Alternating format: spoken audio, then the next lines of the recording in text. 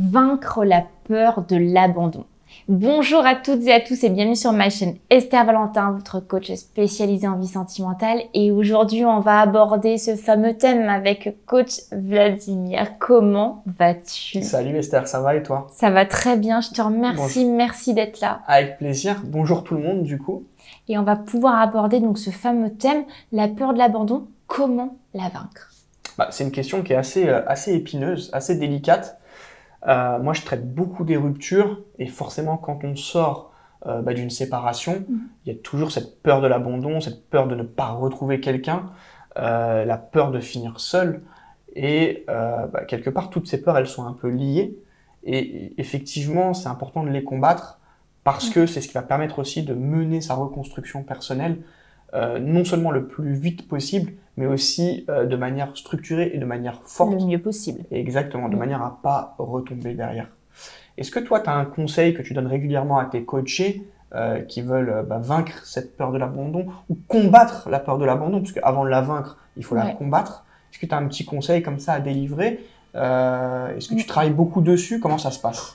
Alors, en effet, la peur de l'abandon, déjà, il faut vraiment bien se dire qu'on peut l'avoir pendant qu'on est en relation, mais que cette fameuse rupture, la rupture, ça l'exacerbe en fait. C'est genre l'explosion de « je savais ». La peur, elle est là, elle fait « hey, t'as de quoi me confirmer ?»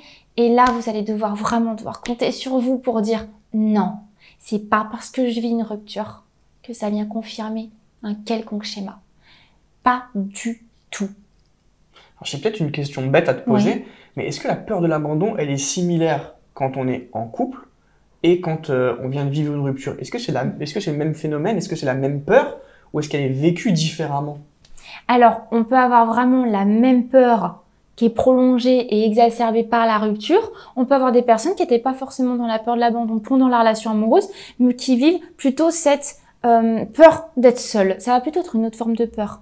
On va dire, je veux pas vivre la rupture. C'est plus une peur en réaction seulement à la rupture si vous n'aviez pas cette forme de dépendance affective ou de peur de l'abandon déjà pendant la relation. Et je rebondis un petit peu encore plus loin sur ce que tu as dit. C'est vraiment, même si ce serait la même peur pour une personne qui avait déjà peur de l'abandon pendant la relation et que ça va être exacerbé après, pourquoi je dis exacerbé? Vous n'allez pas retrouver les mêmes impacts, les mêmes influences dans votre comportement. La peur, elle va être exprimée, tu devines, pendant la relation, ça va être crise de jalousie peut-être, besoin de contrôle, d'être rassuré.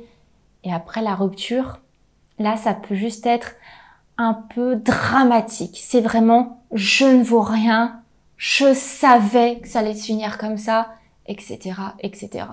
Donc c'est vraiment effectivement deux schémas qui sont très différents.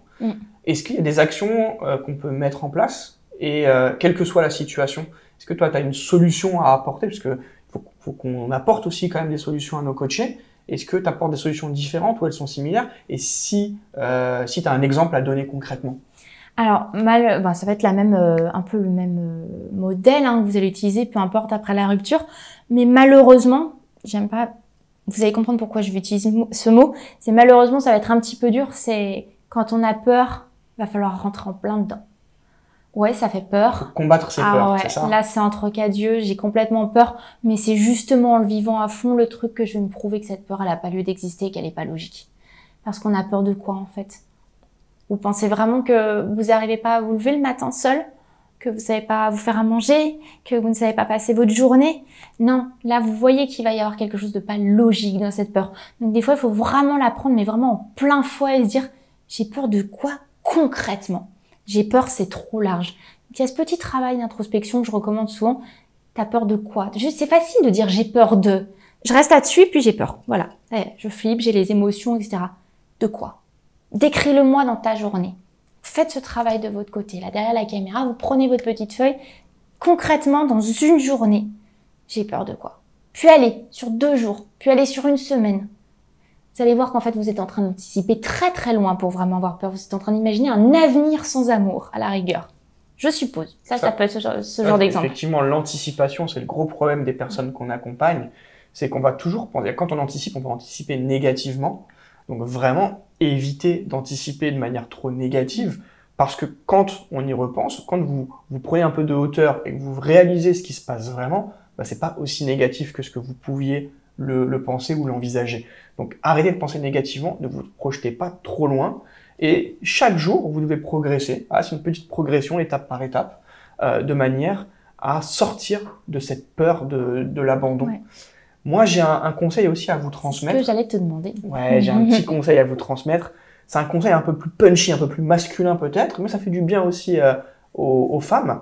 C'est bah, tout simplement d'aller faire un petit cours de boxe pour de manière à faire ressortir ses émotions, et notamment les émotions négatives, à se dépenser aussi un petit peu. Et à chaque fois que vous allez taper dans le sac comme ça, alors je suis pas très boxeur, mais j'essaye de mimer correctement, vous allez donc taper et dire « Stop, j'ai plus peur » ou bien « Stop, je sors de cette peur de l'abandon ». Et à chaque coup de poing que vous allez asséner, vous allez devoir dire une phrase comme ça, soit à voix haute, soit dans votre tête, et vous allez voir que ça va exorciser cette peur et la faire sortir de votre esprit. Évidemment pas au premier cours, mais au bout de quelques jours déjà, vous allez vous sentir beaucoup mieux et ça va vous permettre de remobiliser votre énergie de manière beaucoup plus positive et centrée sur du positif. Alors là, je vais tout de suite enlever les excuses qu'on pourra entendre. Hein. Il n'y a pas forcément besoin d'aller dans un cours. Ça s'achète, un petit sac de frappe. Et attention, hein, je vais aller plus loin dans les conseils de coach. Hein. On a l'impression que c'est la spécialiste là. Vous avez des petits sacs même d'appartement aujourd'hui pour pas faire de bruit pour les voisins. Il n'y a plus d'excuses. Vous n'avez plus d'excuses là. Vous prenez des petits gants, un sac et vous faites ce que Valimir vient de vous dire. n'êtes même pas obligé de taper dans un sac en fait. Le simple fait de faire le mouvement comme ça. C'est déjà ça. Là déjà, j'ai perdu ma peur de l'abandon, tu vois. Tourne pas tes poings vers moi, s'il te plaît. En tout cas, c'était un plaisir de faire cette vidéo avec toi. Comme d'habitude. Merci pour tous tes conseils. Si vous avez aimé la vidéo, et même si vous l'avez pas forcément aimé, vous pouvez nous laisser un commentaire aussi pour nous dire quoi améliorer. Et sinon, n'oubliez pas, les petits pouces levés, ça fait toujours plaisir, ça donne de la force.